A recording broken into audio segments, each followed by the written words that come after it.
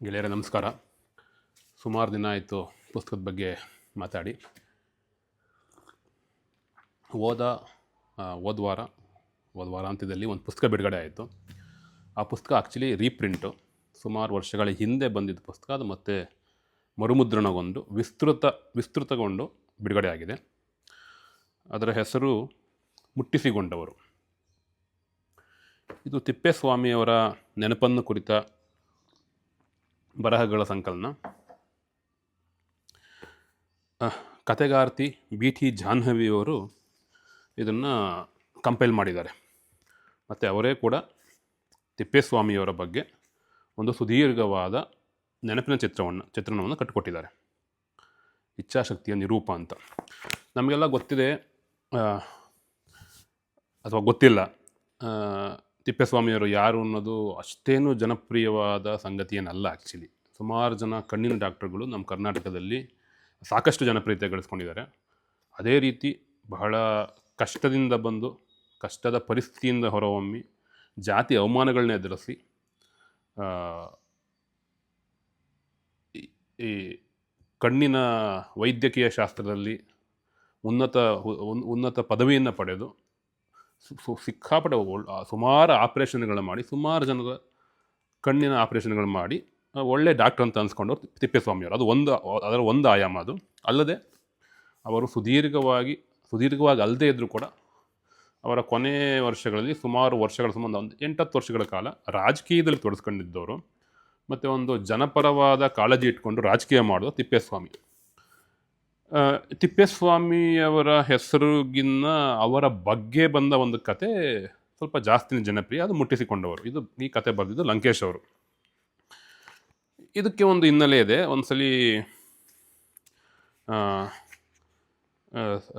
ಚಿಂತಕ, ಹೋರಾಟಗಾರ ಕೋಟ್ಕಾನಹಳ್ಳಿ ರಾಮಯ್ಯನವರು ಇವ್ರನ್ನ ಭೇಟಿ ಮಾಡ್ತಾರೆ.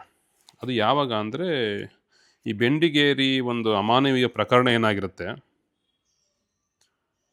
ಆ ಅಮಾನವೀಯ ಪ್ರಕರಣ ಅದೇ ದಲಿತರಿಗೆ ಸವರ್ಣೀಯರು ಮಲ ತಿನ್ನಿಸಿದ ಒಂದು ಮೋಸ್ಟ್ಲಿ ಇಡೀ ಮನುಕುಲವೇ ನಾಚಿಕೆ ಪಡಬೇಕಾದ ಒಂದು ಅಮಾನವೀಯ ಪ್ರಕರಣ ಇದೆ.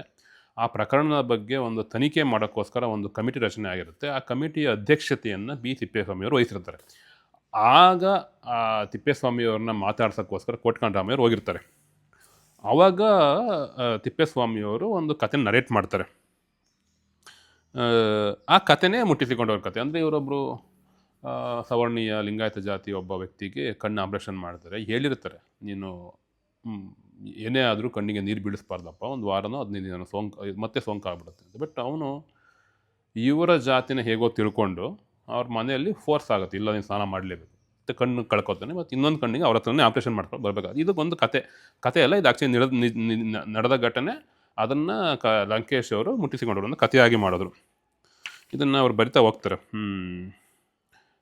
ರಾಮಯ್ಯವರು ಅಲ್ಲಿಂದ ತಂಡ ಪತ್ರಿಕಾ ಸಂಪಾದಕರನ್ನು, ವರದಿಗಾರರನ್ನು ಕಂಡು ಪ್ರಕರಣವನ್ನು ಸೂಕ್ಷ್ಮವಾಗಿ ಗ್ರಹಿಸಿ ವಿಶೇಷ ಕಾಳಜಿಯಿಂದ ಗಮನಿಸುವಂತೆ ಮನವರಿಕೆ ಮಾಡಿಕೊಡೋದು ತೆರಳಿತು. ಹೀಗೆ ಕಾಣ್ತಾ ಲಂಕೇಶ್ ಮೇಷ್ಟ್ರನ್ನು ಕಂಡಿತು. ಇದು ಕೋಟ್ಕಾನಹಳ್ಳಿ ರಾಮಯ್ಯವರು ಬರಿತಾ ಇರೋದು.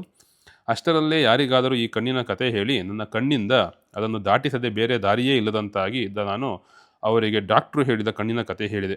ಅದು ಅವರ ಕಣ್ಣೊಳಗೆ ಮುಟ್ಟಿಸಿಕೊಂಡವನು ಕಥೆಯಾಗಿ ಬೆಳೆಯಿತು ಅನ್ನಿಸುತ್ತೆ.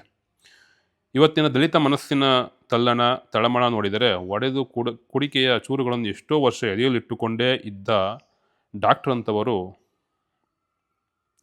ಎಡಬಲಗಳ ಮೂಲಕ ಎರಡೂ ಕಣ್ಣು ಕಳೆದುಕೊಳ್ಳಲು ತಯಾರಾಗಿರುವ ನಮ್ಮಂಥ ನತದೃಷ್ಟ ಅಸ್ಪೃಶ್ಯರ ಕಣ್ಣುಗಳಿಗೂ ಚಿಕಿತ್ಸೆ ನೀಡಬಲ್ಲವರಾಗಿದ್ದರೇನೋ ಅಂತ ಅವರ ಕೋಟ್ಕಾನಹಳ್ಳಿ ರಾಮಯ್ಯವರು ತಮ್ಮ ಆರ್ಟಿಕಲ್ನ ಮುಗಿಸ್ತಾರೆ. ಇದ್ರ ಜೊತೆಗೆ ನನಗೆ ಬಹಳ ತುಂಬ ಆಪ್ತವಾಗಿ ಕಟ್ಟಿಕೊಟ್ಟಿದ್ದ ಇದರಲ್ಲಿ ಇನ್ನೊಂದು ವ್ಯಕ್ತಿ ಚಿತ್ರಣ ಶಂಕರ್ ಅವ್ರದ್ದು. ಅಂದರೆ ನಮ್ಮ ಲಂಕೇಶ್ ಪತ್ರಿಕೆಯಲ್ಲಿ ವರದಿಗಾರರಾಗಿದ್ದ ಮತ್ತು ಲಂಕೇಶ್ ಪತ್ರಿಕೆ ಕೆಲಸ ಮಾಡಿದ NS ಶಂಕರ್ ಅವರ ಬಿಕ್ಕಟ್ಟಿನ ಸಮ್ಮುಖದಲ್ಲಿ ಬೆಳೆದವರು ಅನ್ನೋದು ಆ ಒಬ್ಬ ಆತ್ಮಚಿತ್ರ. ಅದು ಕೂಡ ಜೀವನ ಚಿತ್ರಣ ತುಂಬ ಬಹಳ ಇಷ್ಟ ಆಯಿತು. ತಿಪ್ಪೇಸ್ವಾಮಿ, ಅಲ್ಲಿಂದ ಒಂದು ಸ್ವಲ್ಪ ಓದ್ತೀನಿ. ತಿಪ್ಪೇಸ್ವಾಮಿಯವರು ಬಹಿರಂಗ ಭಿನ್ನಮತೀಯರೇ, ಮುಚ್ಚುಮರೆ ಏನಿಲ್ಲ ಅಂದ ಮಾತ್ರಕ್ಕೆ ಅವರಿಗೆ ದೇವೇಗೌಡರ ಬಗ್ಗೆ ಕುರುಡು ನಂಬಿಕೆಯೂ ಇರಲಿಲ್ಲ, ಹೆಗಡೆ ವಿರುದ್ಧ ನಿಷ್ಕಾರಣ ದ್ವೇಷವೂ ಇರಲಿಲ್ಲ. ಸಭೆ, ಭಿನ್ನವತ್ತಳೆ, ದಿಲ್ಲಿ ಯಾತ್ರೆ, ಪ್ರತಿತಂತ್ರಗಳ ಗೋಜಿನಲ್ಲಿ ಎಲ್ಲರ ಸ್ಥಿಮಿತ ಕೆಡುತ್ತಿದ್ದಾಗಲೂ ತಿಪ್ಪೇಸ್ವಾಮಿಯವರ ಬಾಯಿಂದ ಅಪ್ಪಿತಪ್ಪಿಯೂ ತೂಕ ತಪ್ಪಿದ ಮಾತುಗಳು ಬಂದಿದ್ದನ್ನು ನಾನು ಕೇಳಿಲ್ಲ. ಅವರ ಅನುಭವ, ಸಾವಧಾನ, ದೂರದೃಷ್ಟಿ ಮತ್ತು ಸಮಚಿತ್ತಗಳನ್ನು ಕಾಣುವಂಥ ನಾಯಕತ್ವದ ಗುಣ ಹೆಗಡೆಯವರಿಗಿದ್ದಿದ್ದರೆ ತಿಪ್ಪೇಸ್ವಾಮಿ ನಿಜಕ್ಕೂ ಸಚಿವ ಸಂಪುಟದಲ್ಲಿರಬೇಕಾಗಿತ್ತು. ಅದರಿಂದ ಹೆಗಡೆ ಸಂಪುಟದ ಘನತೆಯೇ ಹೆಚ್ಚುತ್ತಿತ್ತು. ಆದರೆ ಹೆಗಡೆ ಹೋಗಲಿ, ಇವರನ್ನೆಲ್ಲ ಬಳಸಿಕೊಂಡ ದೇವೇಗೌಡರಿಂದ ಕೂಡ ತಿಪ್ಪೇಸ್ವಾಮಿಯವರ ಪ್ರತಿಭೆಗೆ ಮನ್ನಣೆ ಸಿಗಲಿಲ್ಲ ಎಂಬುದೇ ಸಮಕಾಲೀನ ಚರಿತ್ರೆಯ ಸ್ವರೂಪ. ನಾನೇ ಒಮ್ಮೆ ಕೆಣಕಿ ಕೇಳಿದ್ದೆ, ಸರ್, ನಿಮ್ಮ ಮಂತ್ರಿ ಮಾಡದಿದ್ದರೆ ಆಗಲೂ ನೀವು ಭಿನ್ನಮತೀಯ ಜೊತೆ ಇರುತ್ತಿದ್ರ ಅಂತ. ಅವರು ಯೋಚನೆ ಕೂಡ ಮಾಡದೆ ಸರಳವಾಗಿ ಇಲ್ಲ ಅಂದಿದ್ರು. ಅಂದರೆ ಅವರ ಹಾಸ್ಯ ಪ್ರಜ್ಞೆ ಬಗ್ಗೆ ಹೇಳ್ತಾ ಹೋಗ್ತಾರೆ.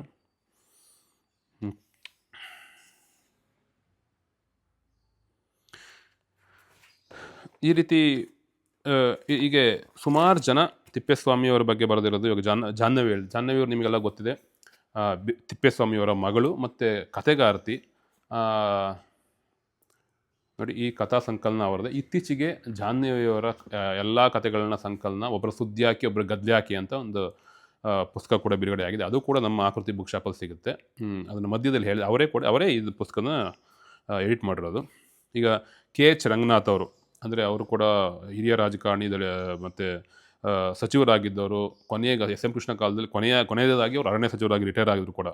ಅವರು ಕೂಡ ಒಂದು ಲೇಖನ ಬರೆದಿದ್ದಾರೆ. KL ನಾಗರಾಜು, ಎಚ್ ಜಿ ಗೋವಿಂದಗೌಡರು, S Nijalingappa, NS Shankar, BV Veerabhadrappa, LN Manthaiah, Mailappa, GT Thippeswamy, Devanur Mahadeva, BL Shankar, BM Pushpalatha, Kotkani Ramaiah ಅವರು, ಡಾಕ್ಟರ್ BT ಕೃಷ್ಣಾರೆಡ್ಡಿ, ಶಂಕರಮೂರ್ತಿ, ಮೈಸೂರು ಮಠ, ಹೀಗೆ ಸುಮಾರು ಜನ ಒಂದು 29 ಲೇಖನಗಳಿದ್ದಾವೆ.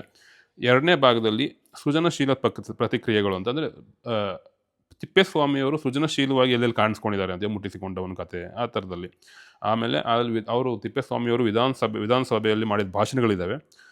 ಇನ್ನೊಂದು ಭಾಗದಲ್ಲಿ ದಲಿತ ಸಂಸ್ಕೃತಿಯ ಕೆಲವು ನೋಟಗಳು ಅಂತ KV ನಾರಾಯಣ, ರಂಜಾನ್ ದರ್ಗಾ, ರವಿಕುಮಾರ್ ನಿಹಾ, ಶಿವರಾಮ್ ಕಾಡನ್ಕುಪ್ಪೆ, ಕಾಂಚಾಲಯ್ಯ, ನೇತ್ರಾವತಿ ಕೋಲಾರ, DR ನಾಗರಾಜು, ವಿಕಾಸ್ ಮೌರ್ಯ, ಮೋಹನ್ ನಾಗಮ್ಮನವರ, ದೇವಯ್ಯ ಹರವೆ, ಗಂಗಾಧರ ಕುಷ್ಟಗಿ, ಸಂತೋಷ್ ದಿಂಡಗೂರು, ದೇವದ್ರ ಮಹಾದೇವ, ಇವ್ರದ್ದೆಲ್ಲ ಕೆಲವೊಂದು ಸಂದರ್ಶನಗಳು, ಕೆಲವೊಂದು ಲೇಖನಗಳಿದ್ದಾವೆ.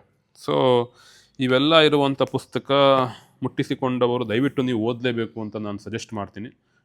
Strongly suggest this. 350 ರೂಪಾಯಿ ರಿಯಾಯಿತಿ ಇರುತ್ತೆ. ದಯವಿಟ್ಟು ಆಕೃತಿ ಪುಸ್ತಕ ಬಸವನಗುಡಿಗೆ ಬನ್ನಿ. ಪೋಸ್ಟ್ ಮೂಲಕ ಬೇಕಾದವ್ರು ಕೇಳಿ.